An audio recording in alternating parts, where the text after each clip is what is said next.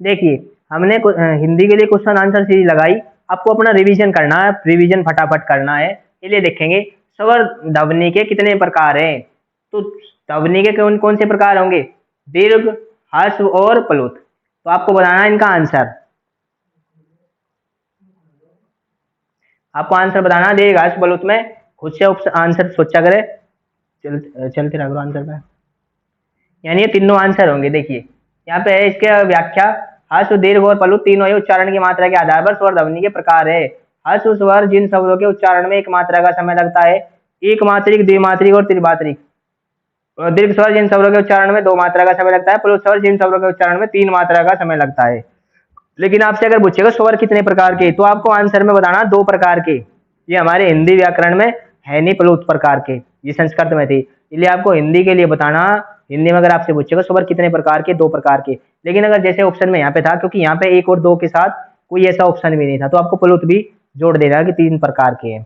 आगे चलेंगे,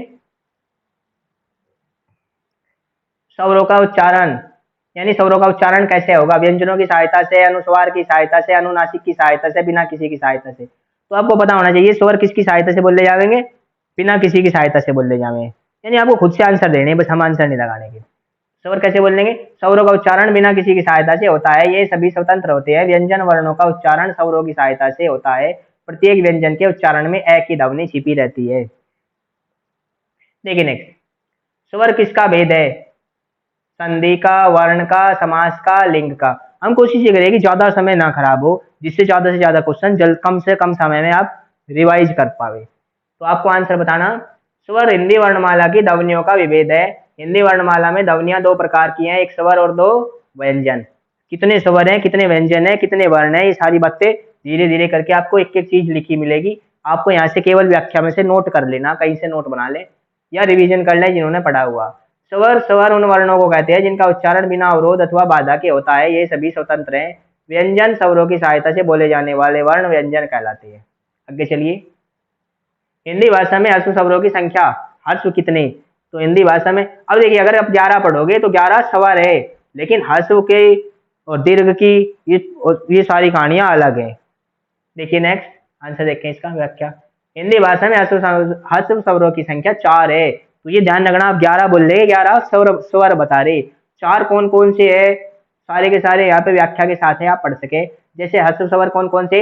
आ, ई, औ, री। और दीर्घ स्वर कौन से हैं? ये हैं आपके आ, ई, औ, ए, ओ, औ।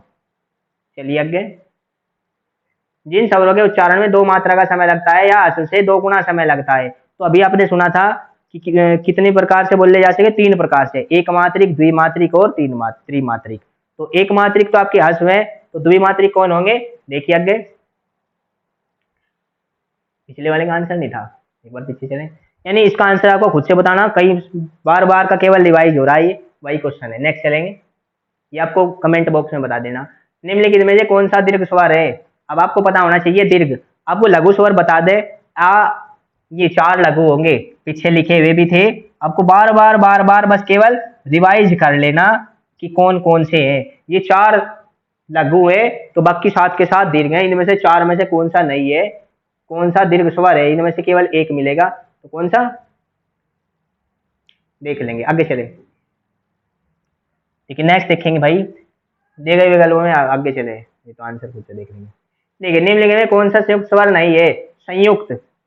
अब आपको पता होना है संयुक्त स्वर कौन कौन से कहलावे। देखो, अगर मान लो आ से बनेगा, आ से आ मिलेंगे, आ बनेगा। ई से ई मिलेंगे, बड़ी ई बन जाएगा। ऊ से ऊ मिलेगा, ओ बनेगा। अब यहाँ पे देखिए, लेकिन अगर आ से आप ई मिलाओगे तो क्या बनेगा? आए। और आ से ऊ मिलाओगे तो क्या बनेगा? औ।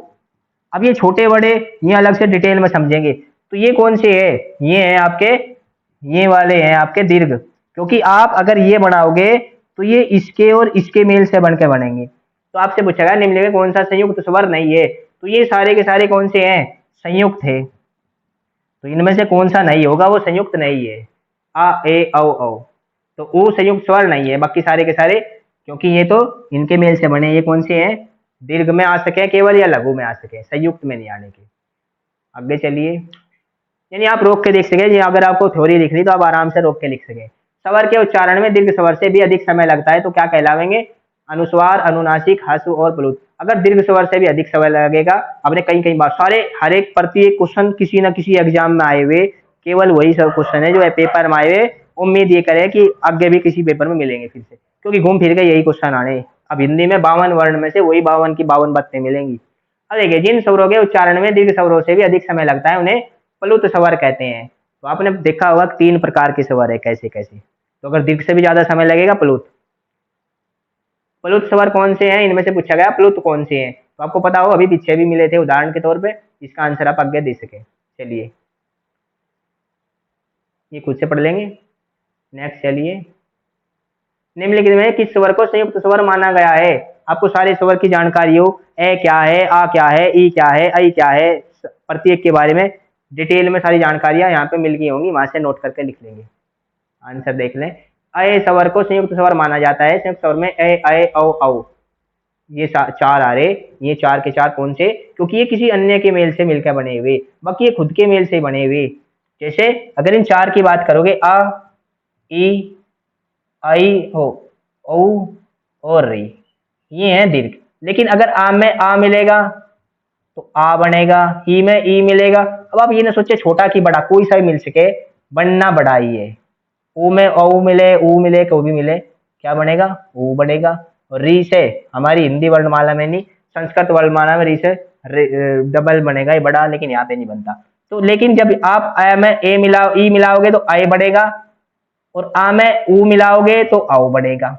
ये बात ध्यान रखनी। लेकिन ये वाला आ में ई मिलेगा, कोई सा भी मिले, छोटा की बड़ा, ये ही बनना। जबकि आप आ के साथ ये ए मिलाओगे तो आपके पास में ये बनेगा, और आ के साथ ओ मिलाओगे तो आपके पास ये बनेगा। तो इसका थोड़ा ध्यान रखना। और ये सारे के सारे जानकारियां पीछे मिली होंगी कैसे कैसे बने थे। आज के लिए कंप्लीट हुए। धन्यवाद।